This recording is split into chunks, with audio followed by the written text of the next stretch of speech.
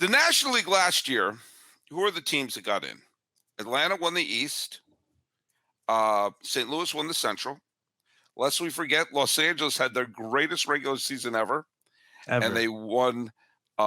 They won as many games in the postseason as what as the Mets, and Dodgers, and Braves, the 300-win teams combined for 3 postseason wins last year. Philadelphia, of course, somehow went on to the World Series, and San Diego came 3 games short.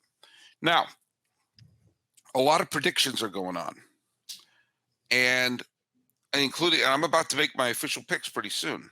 Oh, And right now, I'm not saying they're my official picks, but I have those 6 teams all coming back. yeah. I still think Atlanta is an excellent team. By the way, I praised the Mets when I had Ryan Finkelstein on the show, and I have to address this too. I had Ryan Finkelstein on the show, and the second I hit publish, Edwin Diaz got hurt, and I actually texted him and said, "Should we do another one?" Because it was a very effusive Mets show. But I had someone. I'll address this. I'm doing a listener mail episode, but someone accused me of being pro Mets because I said I think they're going to win the division. That means I'm anti Braves. I think the Braves are going to win 100 games this year. I'm not anti Braves. I think both the Mets and the Braves are going to win 100 games this year. San Diego is great. St. Louis is the best of that division. Philadelphia won the pennant last year, and I think are better this year. And St. Louis is the best in the division. LA, who am I missing? Philly, St. Louis. Okay, those are the 6. LA, San Diego, Philly, Atlanta, New York, St. Louis. Those 6. Yep. I think they're all going to come back. That's kind of dull. Yeah, it's boring, but that's how I feel too. Because I mean, I know we're going to make the arguments against these teams, but it's hard to prop up a non-playoff team from last year and make the argument for them to take over someone else that made the playoffs from last year. Like, I'm a big D-backs guy, of course. I think the D-backs have a chance to make the wild card this year, but it's hard for me to definitively make an argument over someone else that made the playoffs from last year, because I think there's still a gap between the D-backs, someone else, the Giants and someone else, the Brewers and someone else. So it's hard to make the argument for one of these non-playoff teams to jump one of the playoff teams from last year. Okay, so let's break this down. We got 6 playoff teams from last year. Let's conceive of a scenario for for each team why they're going to miss the playoffs. Okay, let's start with the defending champs, the Philadelphia Phillies. Oof. Now, keep in mind they won the pennant last year, and they didn't win 88 games. They were an 87-win team. Truth be told, remember they started the season, they were 22-9 under 22-29 under Joe Girardi. So for the first few months, they were pretty bad. And then they were nearly 20 games above 500 with Rob Thompson as the interim manager. And I believe they've removed the interim tab. Winning a pennant goes a long way for doing that. They've improved the team. The biggest move, of course, being Trey Turner. They've inserted Trey Turner instead of Bryson Stott and Didi Gregorius, and so they had a flurry of not exactly jaw-dropping shortstops, and now they have Trey Turner. What's going to keep Philadelphia from getting back to the postseason?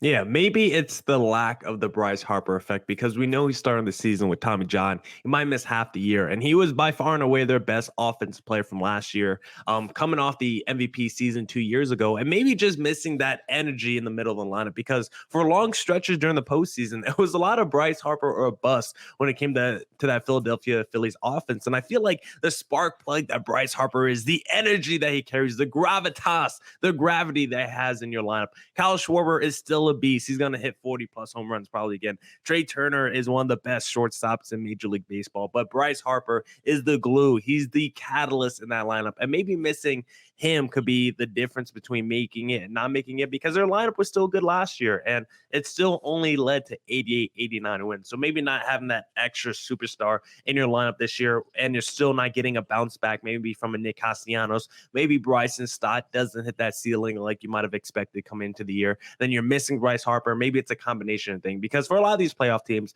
it's probably not just going to be one variable they point to as to the reason why they don't make it. It's probably going to be a combination of things. So maybe it's the lack of Bryce Harper, Bryson Stott not hitting his ceiling, along with a couple of other things as well. Yeah, and there's also the possibility. I mean, they brought in Kimbrel, they brought in Strahm, they brought in some pitchers for the bullpen, and they brought in Taijuan Walker. But there is a possibility that this team's pitching staff may not fire on all cylinders. Aaron Nola, obviously, you had Aaron Nola, and you had Zach Wheeler last year. Yep. Wheeler, lest we forget, Wheeler pitched quite well in the postseason, and including the game where they got eliminated. It was 1-0 going into 6 with Wheeler on the mound. They lost Kyle Gibson, who had an up and down year, but when he was up, he was very effective. Obviously he had some very deep valleys on that team, but Sir Anthony Dominguez is still hanging around. But they have a pitching staff which is potentially good, but also potentially takes a step back. And you could really make the argument it's the 4th best pitching staff in the division, even with the injury to Diaz. And we'll get to the Mets in a second. The Mets have a ton of good starters. Obviously, Atlanta is stocked. And even after trading away Lopez, the Marlins have the Cy Young Award winner and several other pretty darn good pitchers in their rotation. You could easily make the case that Philadelphia is the 4th best pitching staff in the National League, and maybe part of the burst of energy that they had that got them to the World Series had to do with the relieving the tension of Joe Girardi not being there. But also remember, this is as much to do with Milwaukee. We'll get to this and say, in fact, we'll do St. Louis next. But this has much to do with Milwaukee, because Milwaukee, wet the bed the final 2 months of the season and missed the playoffs by a single game behind Philadelphia. So, the Phillies, they went to the World Series last year and they made some improvements, but they were perilously close to be playing golf the minute the calendar turned to October and the playoffs began. So I think Philadelphia, if you want to make a case that they'll be the National League team that won't fit in, I think a strong case can be made there.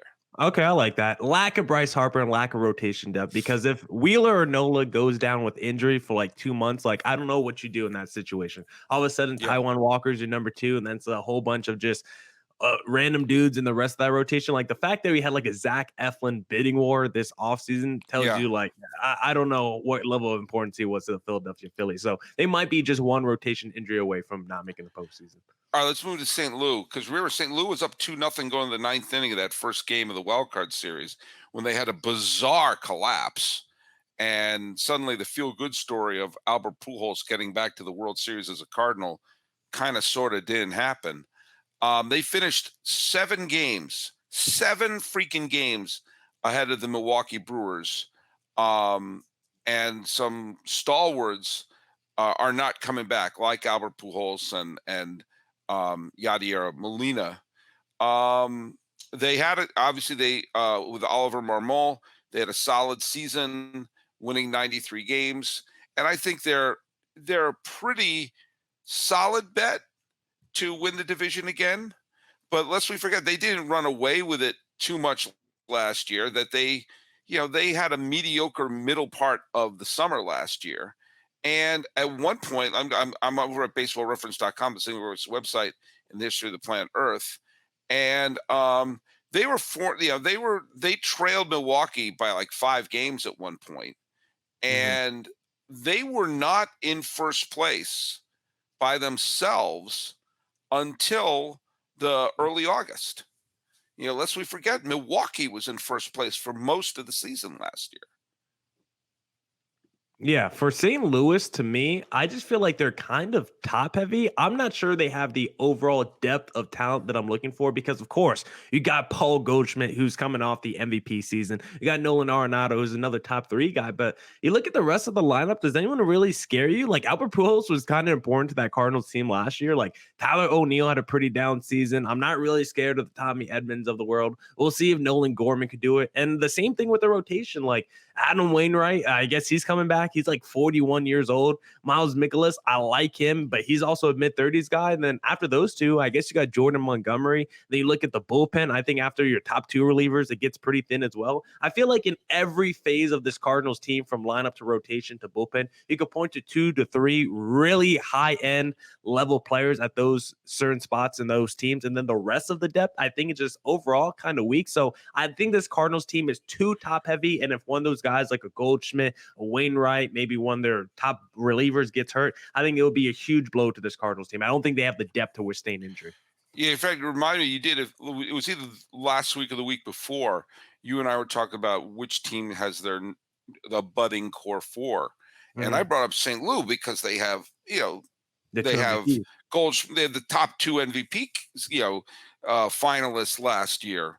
But then you're right, it was off a cliff Yeah. after that. That, to use a Diamondbacks analogy, it was Johnson and Schilling and Oh. who's Albie Lopez? Oh. Batista. Did I mention Johnson and Schilling? Oh. You're right. You have your two MVPs there, and we're also going to see what the Molina effect is, Mhm. because Molina has been there since called third strike on Carlos Beltran. The glue. Okay, and he has actually been there early. He was actually a reserve catcher in the '04 pennant winner and the '05 team that went to the NLCS. But he's been their glue behind the plate since 2006. And he's not going to be there now. And the Cardinals have had a revolving door of solid pitchers who magically seem to pitch well whenever they arrive in St. Louis. And we're going to see how much of that was Yadier Molina. And, this is a team that, save for the stars at the top, are sort of, held together by yarn and glue. Um, we'll see, especially if we see that, I know I've said this already, but Milwaukee was the team for most of the year. And then they And gave up. so we'll see how they get themselves together. All Yeah. right, let's move on to, okay, we've done Philadelphia, we've done the two kind of easier ones. Now we got LA, San Diego, Atlanta, and New York. Let's do the Mets right now. What's going to keep the Mets from making the postseason and causing the entire borough of Queens to have a mental breakdown? Yeah, I mean, I think the obvious answer for the Mets, it just has to be age, right? Your two frontline starters are arguably the two best in Major League Baseball, but they're Mhm. also both 40 years old. And we've seen Max Scherzer last season in and out the lineup with injury. Even Justin Verlander, he had a fantastic season, but there was a month that he did miss, a month and a half, and he's not Mhm. that far removed from Tommy John surgery. So both of these two dudes, despite them being like the oldest pitchers in baseball, are still at the peak of their game somehow. But they're also at any point their knees could just go at them. Like they're at that age where at any point they could wake up and their knee is just bad. They just can't walk anymore. So I think it just has to be age with that rotation when it comes to the Mets, because I think their lineup will be fine. I think their lineup could sustain injury. I mean, we're going to see Edwin Diaz out, so we'll see how big of that blow it is to the bullpen. But I think it has to be the rotation, because the rotation was probably the strength of the Mets last season with their depth, and then they lost some depth this season. And they lost maybe the heartbeat of that rotation, Jacob deGrom, but you replaced him with Verlander. But Verlander's old and he's not injury prone, but he can miss some time. Scherzer as well. And then we'll see what happens if one of those two dudes do get hurt. They got the guy from overseas, Senga. We'll see. He's a huge X factor in that rotation. Right. But I think it has to be age and injury concerns with the two Scherzers and Verlanders of the world. We say that Verlander is not injury prone, yet he missed the entire 2020 and 2021 season. He combined for one game in those. Now he bookended it with Cy Young seasons. Yeah, Um, I mean, it's that's pretty nice. but you've already seen. Look at the year Diaz had last year. I mean, can we just appreciate he struck out 118 batters in 62 innings. That's Okay. incredible. That's Yeah. nearly 2 strikeouts an inning. He also walked 18 batters all year. Okay. He let up 9 runs all year. Yeah. I Yeah. think the save doesn't tell us anything because I don't know if it's a 1-run game or a 3-run game, but his ERA was 1.13. I mean, not he only and he threw with great control. Like, I mean, I noticed 18 walks in 62 innings. So you want a good strikeout to walk ratio, 118 strikeouts to 18 walks. That's not bad. But also 2 wild pitches and 2 hit by batters, 2 hit by pitches. So he comes out and just throws strikes with a trumpeter. And they're going to have to deal with that. Jose Quintana is injured. We're not sure what we're going to get from him. DeGrom is gone, obviously. Scherzer and Verlander could be the best 1-2 punch we've seen since Johnson and Schilling, if they can reach back and each give us one more ace season. But you saw, even by the end of the year, and trust me, Scherzer had a wonderful year last year. He made 23 starts. He pitched 145 innings, and he looked kind of sort of gassed against San Diego. Yeah, he didn't look good in the playoffs. No, and he's a year older. And so time is undefeated. Oh, And I haven't heard that one before. The path for the Mets to miss the postseason is we don't have the rights to the Rolling Stones, but time is not on their side. No, it isn't. No, it isn't. But I'll tell you, if you're going to bet against the Mets, you know what? You may have to. You may be at risk because they got so much talent on that team. And if you're going to make any bets, though, go to FanDuel. Look at the NCAA tournament is heating up, and nobody has a perfect bracket anymore. Imagine if I put all my money on, what is it, Farley Dickinson? I didn't know they had a basketball team, and they advanced. It's the perfect time to download FanDuel, America's #1 sportsbook. Customers get a no-sweat first bet up to $1,000. That's bonus bets back if your first bet doesn't win. Just download the FanDuel Sportsbook app. It's safe, secure, and super easy to use. Then you can bet on everything from the money line to point scores to threes drain. Plus, FanDuel even lets you combine your bets at a larger payout with a same-game parlay. So don't miss the chance to get your no-sweat first bet up to $1,000 in bonus bets when you go to FanDuel.com/lockedon. That's FanDuel.com/lockedon. Go there to learn more. Make every moment more with FanDuel, an official sports betting partner of the NBA. Let's go with the team that won the World Series just a couple of years ago and looked like they were stampeding their way back to the World Series last year. The Atlanta Braves, who for some reason people think I hate them because I had the audacity of saying the Mets look good. The Braves are going to win 100 games this year. They could win the division. They could win the World Series. Or they could have a scenario where they miss the playoffs altogether. How do you see that happening? Yeah, I'm glad we saved the Braves, Dodgers, and Padres for today because I think it's tougher to make the argument that these three teams are not going to make the postseason than the teams we discussed on yesterday's podcast because these teams just seem flawless and seem damn near perfect because the Braves have been maybe the trendsetter for how you should build your roster and your lineup going forward in the near future with locking up your young stars early. So it's hard to make an argument against the Braves to why they should make the postseason this year. But if I was to broach the topic as to why they are not making the playoffs this season, I think maybe the argument is the roster turnover actually, because when you look at this Braves team since they won the World Series, they've lost a lot of people and replaced them a lot. Like we, of course, know the Freddie Freemans of the world, the guy who used to be the heartbeat and soul of this Atlanta Braves franchise for nearly a decade. And they just let Dansby Swanson go this past year. But even the guys who helped win that World Series, like the Eddie Rosarios and the Jorge Solers and the Adam Duvals, like there's just been a lot of roster turnover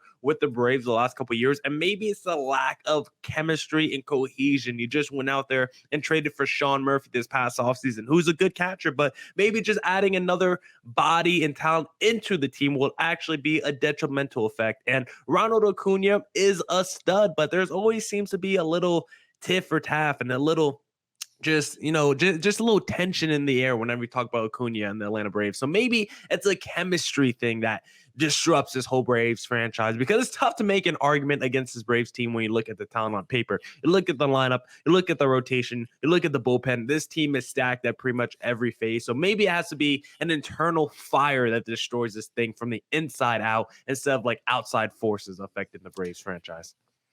I think you're right. I think on paper, um, Fangraphs had a great point about this Braves team, and that was if you go around like through like about 6 or 7 of their positions, they're not the best at any position, but they're Mhm. top 5 at almost everyone.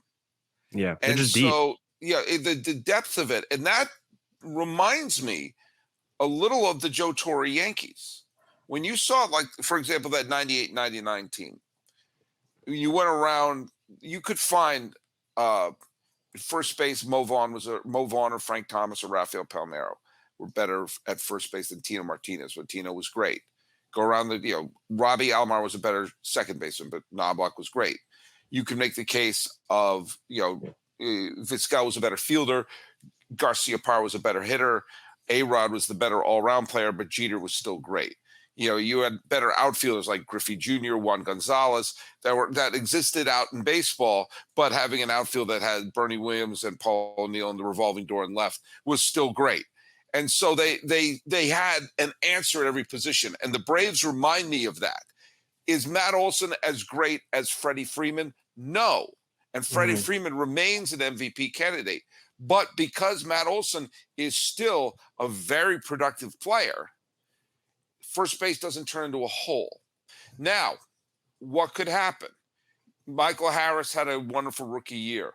Ronald Acuna Jr. came back from his injury, would be really productive. Austin Riley had a wonderful year.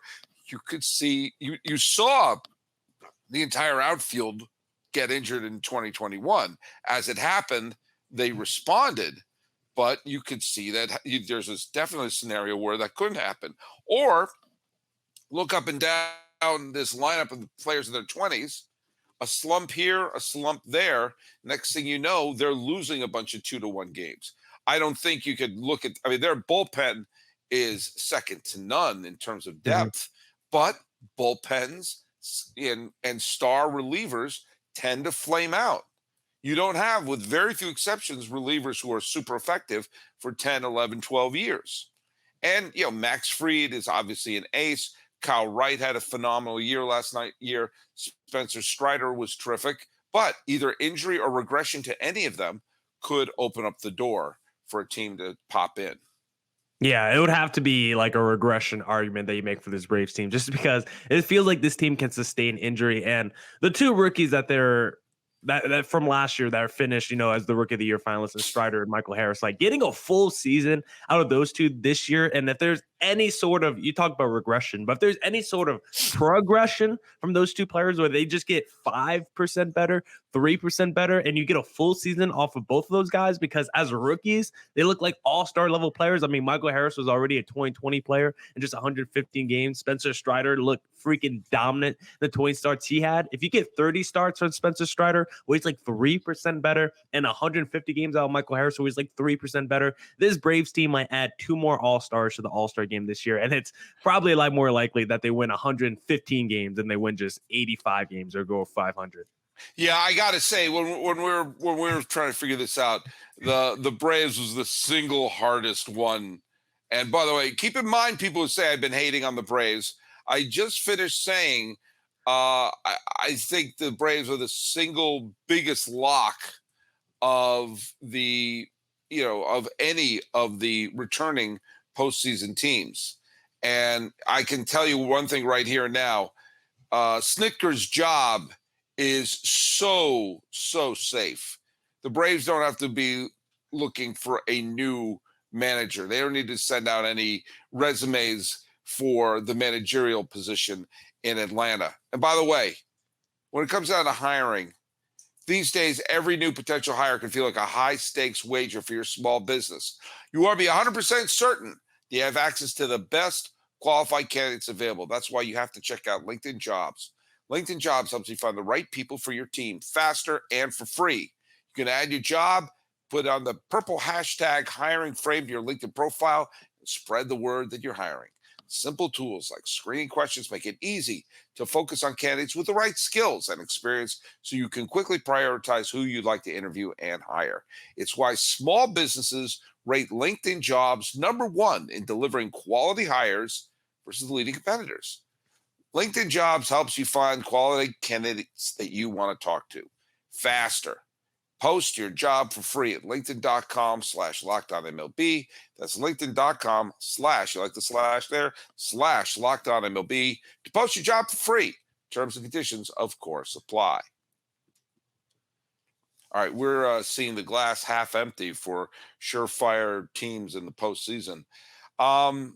Let's go to LA Mm. because LA has had, since the ownership has taken over, since 2013, there's only been 1 year where the Dodgers didn't finish in first place. And you kind of sort of have to put a caveat on that because they won 106 games that year.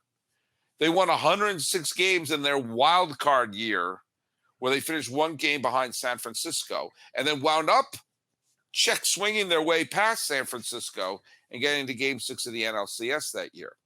So the Dodgers are on a roll. The Dodgers obviously are a team that has, great depth.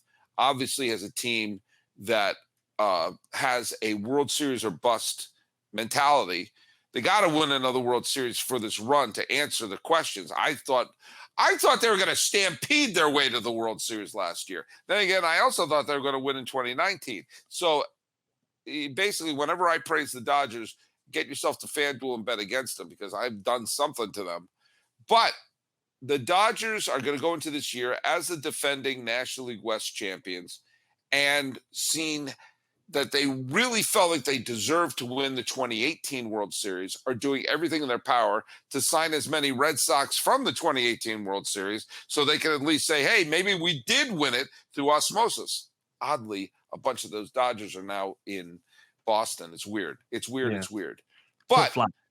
let's thinking of flipping and flopping and flip-flop, flipping. Let's go through why won't the Dodgers make it to the playoffs for the first time since 2012?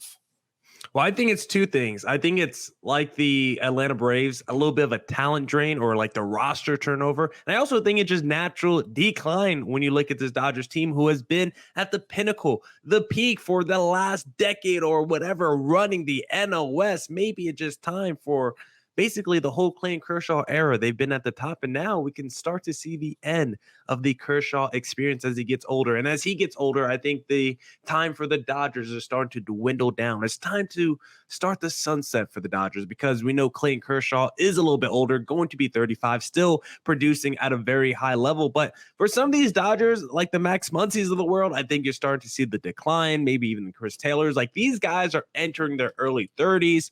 You're going to have Clayton Kershaw another year older. And then you look at some of the players, like the Dodgers had a lot of players leave in free agency this past offseason, from the Turners, the Bellingers, the Chris Martins, the Tyler Andersons, the Andrew Heaney's, the Trey Turners. Like they've had so much talent leave, not just this offseason, but the past off seasons with the Max Scherzers of the world and the Manny Machados of the world. Like there's been a lot of talent to leave the Dodgers the last few years. Now, of course, they also add talent with the Freddie Freemans and the Mookie Betts of the world, but they are slowly getting older. Guys are going to start to enter decline, if not already, like the Max Muncies of the world. And we also can't forget, they're also entering the season kind of injured. Like there's no Walker Buehler for this upcoming season, which will be a major hit to this team. The Trevor Bauer story, of course, off the field, whatever, like that was someone you're bringing in to be a major part of your rotation that is just not going to be there anymore. So there has been a significant talent drain, I think, from this Dodgers team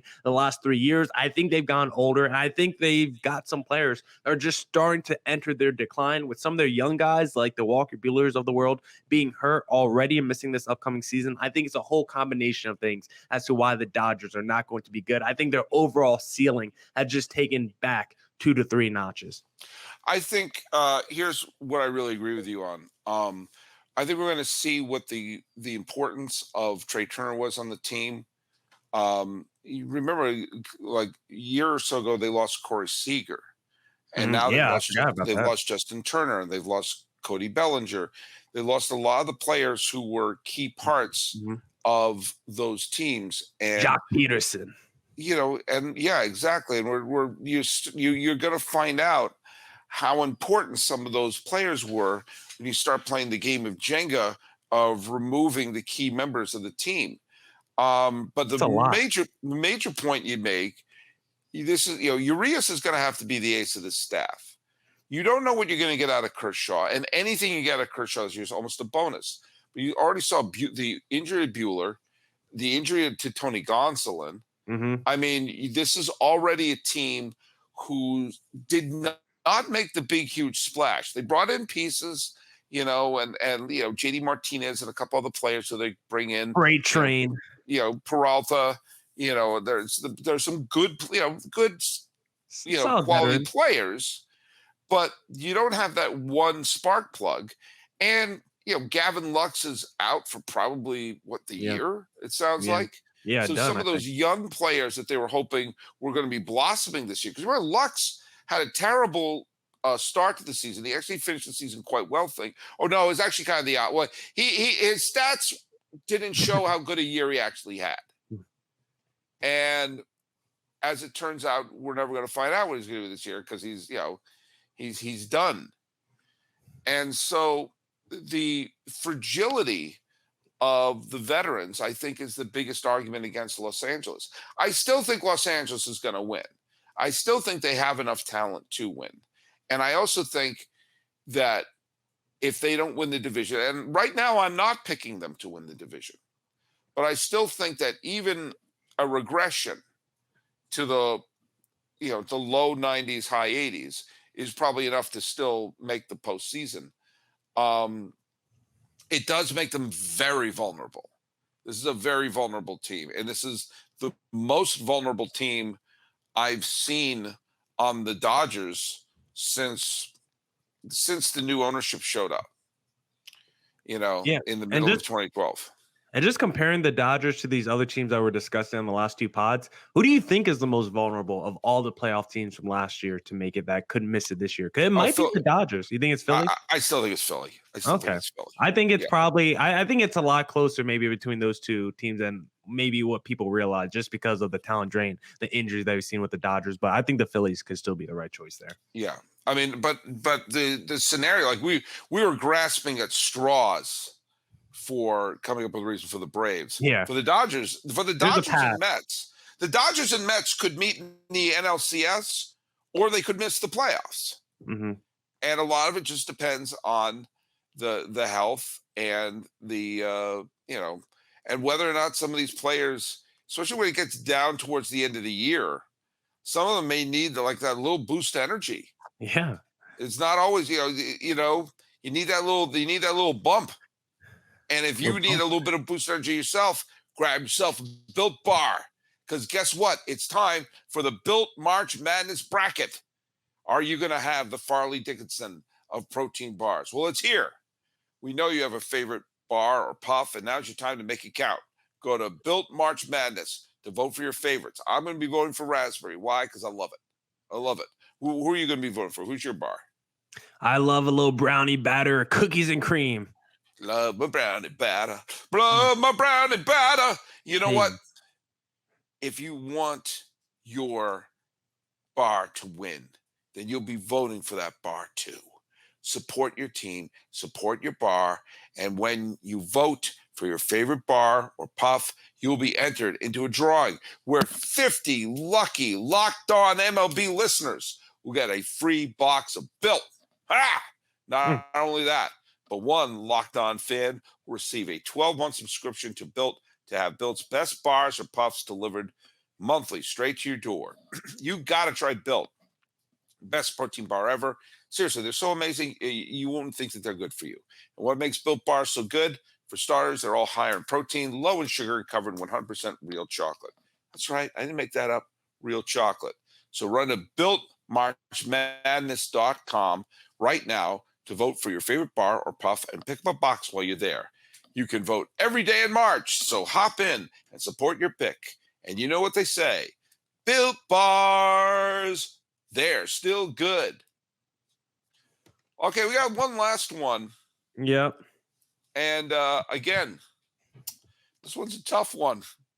You know, the Dodgers, again, the Dodgers could get the injury bug. And we could see that. Lest we forget, I mean, there have been some very, very good teams that have missed the playoffs over the last bunch of years because of injuries catching up with them.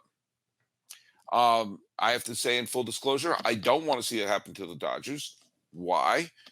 I'm recording this from the Sully Baseball Locked On MLB studios in Pasadena, California, overlooking the historic Rose Bowl. I want to go to a couple of Dodger playoff games. Ooh. That being said, um, let's go to the Padres. Yeah. Because for the Padres, like you said, it's tough to make the argument for them. And even if you're claiming injuries with the Padres, like even if a Soto and a Machado both get hurt, you're still going to have Bogarts and Tatis and Jacob Cronenworth. Because I think he just said recently he doesn't like being called Jake. He likes being called Jacob. So Jacob Cronenworth, you're still going to have a pretty nice lineup with them. And even if the rotation gets hurt, even if you lose a Darvish and Musgrove, like they quietly, Blake Snell had a pretty solid season last year. I quietly really like the Michael Wacha pickup for the Padres as well. So I think it's really tough to make the argument against the Padres. But if you were going to do it, I think you have to kind of look at them like maybe a really rich version of the St. Louis Cardinals, or maybe make the same argument that they're very top heavy and they don't have the quality of depth that maybe you like, because they're just so loaded with that frontline star talent of the Sotos, the Machados, the Bogarts, and Tatises of the world, that maybe their lineup does drop off pretty considerably after the top four there. But even if two of those guys gets hurt, you're still probably fine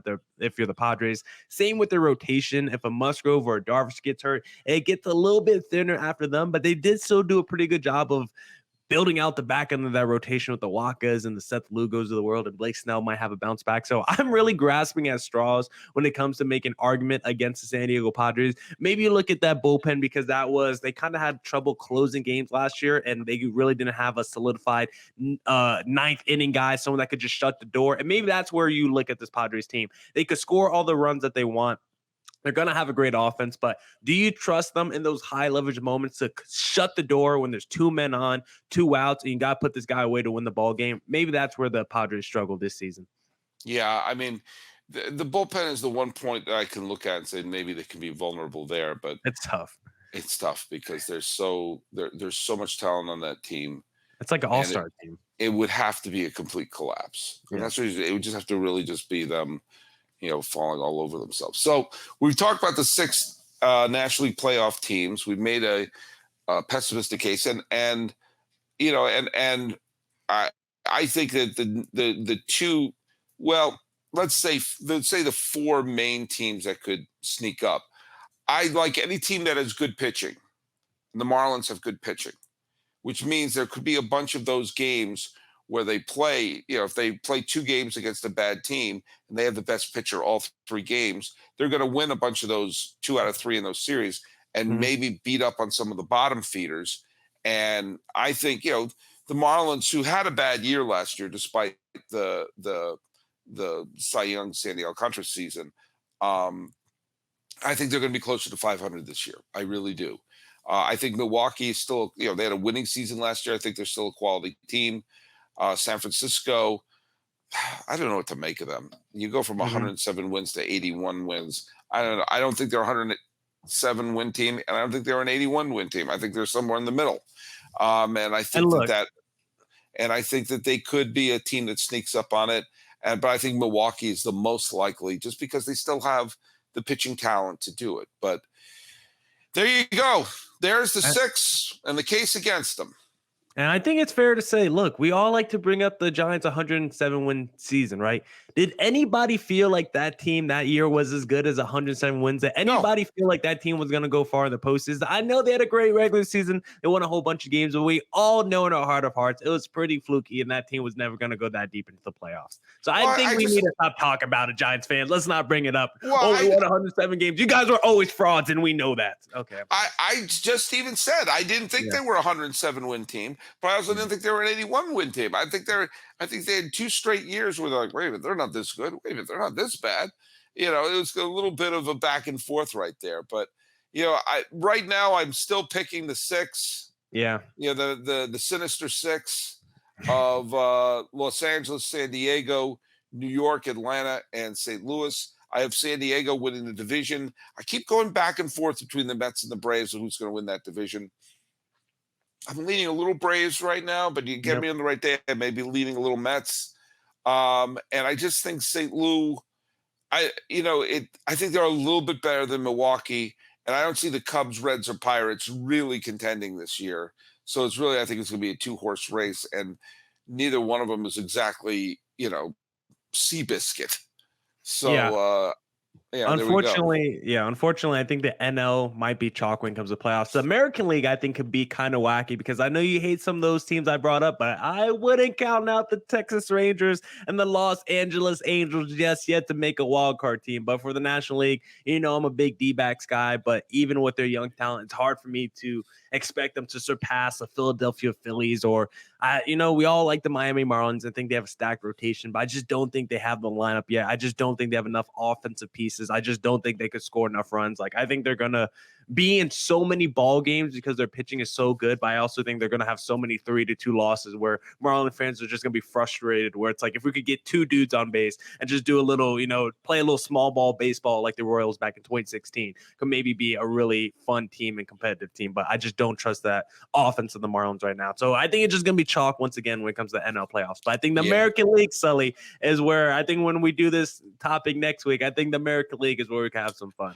I think the American League can be a real mess. I think this has been the way it's been the last few years, that the National League has been top heavy and the American League has been a little more parity. Although I still think the best team in the American League resides in Houston. Yeah. But do not sleep on the Tampa Bay Rays. I'll sleep. Do not sleep on them, and don't sleep on the the Orioles. I think will be improved, or the Blue Jays, who had a lot of things go wrong with the team last year, and they still won 92 games. We'll see what happens. I will never believe in Tampa Bay. They will always be a regular season team to me until they prove otherwise on the biggest stages in the playoffs. Well, you've proven yourself on the biggest stage in the playoffs, Thanks, and you've done that by being part of Locked On MLB. Thanks so much for making Locked On MLB your first listen. For your second listen, obviously make that be Locked On Diamondbacks. But the third one, check out Locked On Fantasy Baseball. Win your league by listening to Matt and Dom every day as they bring your best fantasy draft strategies. Find Locked On Fantasy Baseball wherever you get your podcasts and on YouTube. Part of the Locked On Podcast Network. We're your team every day.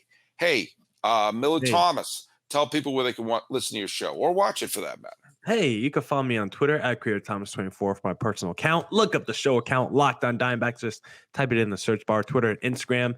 Please follow us on YouTube, Locked On Diamondbacks on there. Please hit subscribe. And, of course, we're on all your podcasting platforms, wherever you listen to Locked On MLB with Sully Baseball. And you can follow me. Follow the show Locked On MLB Pods on Twitter and Instagram. And I'm your pal Sully. I'm on Sully Baseball on Twitter, Sully Baseball Podcast on Instagram. Seeing the glass half empty with 6 teams who want to fill it with champagne. This has been your vernal equinox episode of the Locked On MLB, Locked On Diamondbacks crossover. He's Miller Thomas. I'm your pal Sully. Let's fist bump. I need to take a nap.